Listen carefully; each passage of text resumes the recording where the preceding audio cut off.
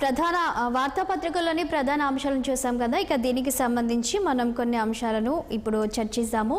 అయితే మనతో ఈ విషయాలకు సంబంధించి చర్చించడానికి జర్నలిస్ట్ వేణుగోపాల్ గారు రెడీగా ఉన్నారు. నమస్తే వేణుగోపాల్ గారు.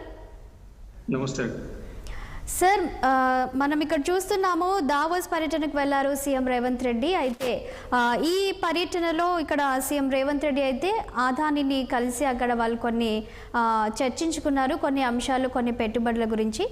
అయితే దీని నిమిత్తము ఇక్కడ కేటీఆర్ అయితే ఒక విమర్శలు చేసినట్లు మనకు తెలుస్తుంది. ఏంటంటే గతంలో సీఎం రేవంత్ రెడ్డి దొంగ అన్నావు, అలాగే దావోస్లో ఎలా కలిసావు, ఇప్పుడు పెట్టుబడుల గురించి ఏ విధంగా చర్చించావు అన్నట్లుగా కూడా కొన్ని విమర్శలు చేస్తున్నారు మాజీ మంత్రి కేటీఆర్. దీనిపై మీరేమంటారు?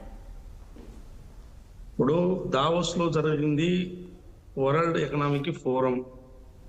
అక్కడ అందరూ ప్రపంచ దేశాలకు సంబంధించిన పెట్టుబడిదారులందరూ కూడా అక్కడికి వస్తారు. అందులో భాగంగా అదాని కూడా ఆ వేదికకి వెళ్ళారు. ఈ ఫోరంలో అందరూ ఒకరికొకరు కలుసుకొని పెట్టుబడులు ఏ దేశాల్లో పెట్టాలి, ఎక్కడ అనువైన ప్రాంతాలు లేకపోతే అన్ని ఉపయోగకరంగా ఉంటాయి, పెట్టుబడులు అయితే లాభాలు వస్తాయి, పెట్టుబడిదారు యొక్క ఆలోచన విధానం ఉంటుంది. అక్కడ కూడా ఒక తెలంగాణ పెవిలియన్ ఉంటుంది. ఆ పెవిలియన్ కు అదానీ గారు వచ్చారు, తెలంగాణలో పెట్టుబడులు పెడతానని వచ్చారు. వచ్చినప్పుడు డెఫినెట్ గా రాష్ట్ర ముఖ్యమంత్రిగా కలవాల్సిన బాధ్యత రేవంత్ రెడ్డి గారికి ఉంటుంది, చర్చించాల్సి ఉంటుంది. పెట్టుబడులు రాష్ట్రానికి పెడుతున్నామని చెప్పినప్పుడు వద్దని ఎవరు చెప్పరే. ఒకవేళ నిజంగా నేను ఇక్కడ ఒక కాంట్రడిక్ట్ అయితే ఉన్నది, మీరు అన్నట్టు రాహుల్ గాంధీ గారు కానీ రేవంత్ రెడ్డి గారు కానీ అదానికి అన్ని కట్టబెడుతున్నారు ప్రధానమంత్రి అని చెప్పి ఒక విమర్శ వాళ్ళు మొదటి నుంచి చేస్తున్నారు. ఆ విమర్శ ఇప్పుడు రాహుల్ గాంధీ గారు కూడా చేస్తున్నారు. కానీ ఇక్కడ రెండు అంశాలు మనం పరిశీలనకు తీసుకోవాలి. అదానికి సంబంధించిన సంస్థలు రాష్ట్రాల్లో పెట్టుబడులు పెట్టి కంపెనీలు పెట్టి ఉద్యోగ అవకాశాలు ఇవ్వడం కానీ, లేకుంటే ఇక్కడ ఉత్పత్తి ఏదైనా వాళ్ళ ఇన్స్ట్రుమెంట్స్ ఏదో వాళ్ళ ప్రోడక్ట్ ఏదో తయారు చేసి ఇక్కడి నుంచి తయారు చేసి సమాజానికి అందించాలనుకున్నప్పుడు అది మన రాష్ట్రంలో లాభాలు జరుగుతుంది, లాభం చేకూరుతుంది. కానీ మన రాష్ట్రంలో ఉన్న సంస్థలను అదానికి అప్పచెప్తే అది తప్పవుతుంది. ఒకవేళ ఈ రాష్ట్రంలో ఉన్న ప్రభుత్వ సంస్థలు ఏవైనా లైక్ ఏదైనా ఆర్టీసీ లాంటి కార్పొరేషన్ కానీ, లేకుంటే ఇతర సంస్థలు ఔటర్ రింగ్ రోడ్ లాంటి వాటి కానీ, ఇట్లాంటి ఏవైనా అభివృద్ధి చెందినవి ఆల్రెడీ మనం ఎస్టాబ్లిష్ చేసినవి అసెట్స్ కానీ లయబిలిటీస్ కానీ ఇవన్నీ ఏమైనా అదానికి అప్పచెప్తే డెఫినెట్గా దాన్ని వ్యతిరేకించాలి, తప్పు పట్టాలి. అదానికి సంబంధించిన కంపెనీలకు సంబంధించి మేము ఇక్కడ వ్యవస్థలు నిర్మిస్తాం, మీకు ఉద్యోగ అవకాశాలు కల్పిస్తాం, దానివల్ల మీకు ప్రభుత్వానికి ఆదాయం వస్తుందని చెప్పినప్పుడు డెఫినెట్గా దాన్ని స్వాగతించాలి. ఏదైనా ఇప్పుడు కేంద్ర ప్రభుత్వ సంస్థలు చాలా విషయాల్లో కేంద్ర ప్రభుత్వ సంస్థలకు సంబంధించి కొన్ని అదానికి అప్పచెప్పారు. ఆ విషయంలో రాహుల్ గాంధీ గారు కానీ కాంగ్రెస్ పార్టీకి సంబంధించిన నేతలు కానీ తప్పు పడుతున్నారు. అది డెఫినెట్గా తప్పు పట్టాల్సిందే. ఆ విమర్శే వాళ్ళు పెట్టుబడులు పెట్టినప్పుడు డెఫినెట్గా తీసుకోవాల్సిందే. అది వేరుగా చూడాలి, ఇది వేరుగా చూడాలి. మరి అట్లా అని చెప్పి 12,000 కోట్లు నేను పెట్టుబడులు పెడతాను, 12,000 కోట్లు వీళ్ళు ఆయనకు ఇవ్వట్లేదు, రాష్ట్ర ప్రభుత్వం ఇవ్వట్లేదు, అప్పనంగా అప్పచెప్పట్లేదు. గతంలో అదాని మీద వచ్చిన విమర్శలు ఏంటి?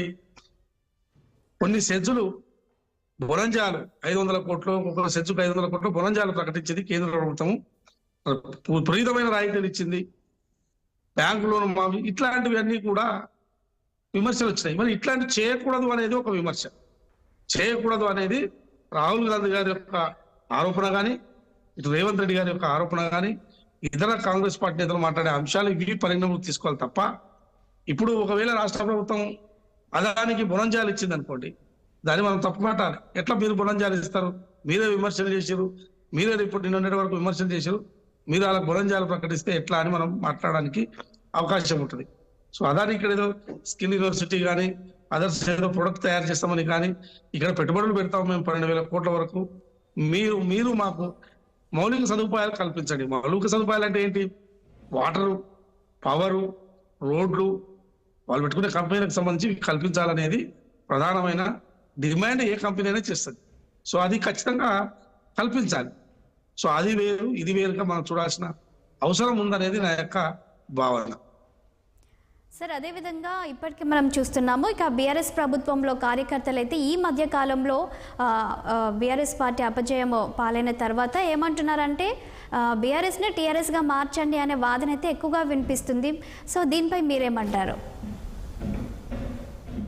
ఇప్పుడు బీఆర్ఎస్ను టీఆర్ఎస్గా మార్చాలనేది వాళ్ళ పార్టీ అంతర్గత విషయం. ఒకటి, టీఆర్ఎస్ పార్టీ పుట్టిందే తెలంగాణ ఉద్యమం తెలంగాణ ఏర్పాటు కోసం పుట్టిందని చెప్పి ఆనాడు పార్టీ స్థాపించినప్పుడు కేసీఆర్ గారు 2001లో చెప్పారు.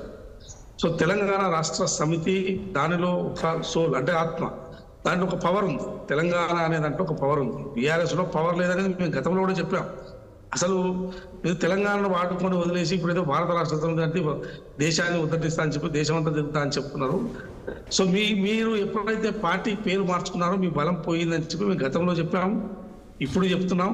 ఇప్పుడు వాళ్ళ పార్టీ కూడా పార్టీలో ఉన్న నాయకులు మనం బీఆర్ఎస్ పార్టీ పెట్టడం వల్ల పోయినాము అని చెప్పి ఒక భావన వాళ్ళలో ఉండొచ్చు. ప్రాంతీయవాదంతోనే ఆ పార్టీ మనుగడ సాగించింది.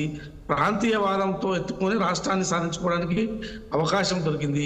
సో ఒక ప్రాంతీయవాదం ఎత్తేసి జాతీయవాదం కూడా మంచిదే, జాతీయవాదం, కానీ ప్రాంతీయ పార్టీగా ఉండి జాతీయవాదాన్ని మాట్లాడడం తప్పలేదు. కానీ ఓవర్గా నీ ప్రాంతీయవాదం ఎత్తేసి నేను జాతీయవాదం అనే వరకు మీ పార్టీ మనుగడ మీ పునాదులు మొత్తం కూడా ప్రాంతీయవాదం మీదనే ఉన్నాయి.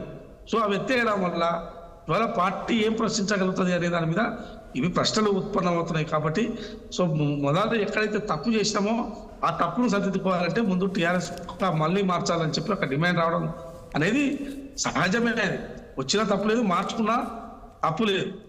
సో మరి వారు మారుస్తారా, మరి భారతదేశం అంతా విస్తరిస్తారా చూడాలి.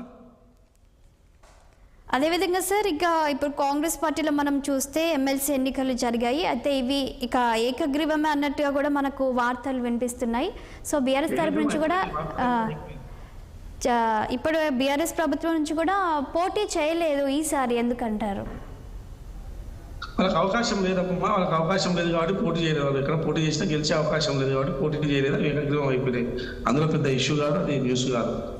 సో కాబట్టి వాళ్ళకు మెజారిటీ లేదు కాబట్టి, సీట్ల సంఖ్య లేదు కాబట్టి వాళ్ళు పోటీ చేయలేదు. ఓకే అండి, thank you sir, thank you.